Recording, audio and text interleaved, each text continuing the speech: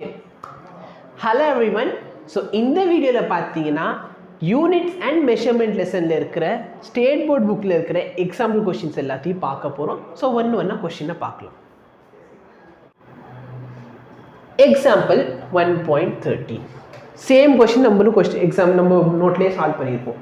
இத சிஜிஎஸ் க்கு மாத்த போறேன். 6.67 into 10 power minus 11 Newton meter square kg power minus 2 வந்து பழைய யூனிட்க்கு மாத்த போறேன்.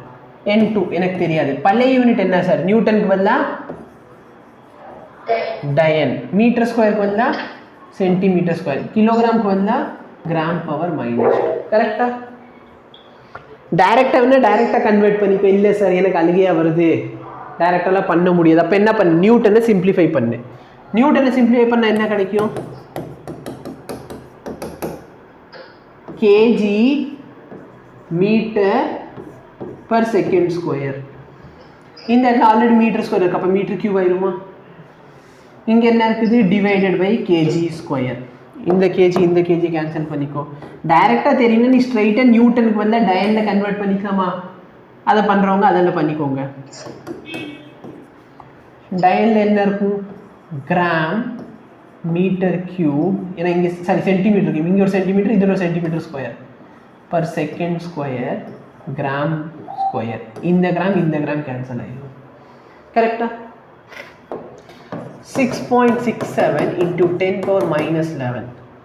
இங்கே மீட்டரை வந்து சென்டிமீட்டருக்கு மாற்றணும். மீட்டர் சென்டிமீட்டருக்கு மாற்றினா என்ன? 10 power 2 100. இது கியூப் பண்ண போறேன். டிவைடட் பை செகண்ட் வந்து செகண்ட் தான் விட்டுரு. கிலோகிராம கிராமுக்கு மாத்தினா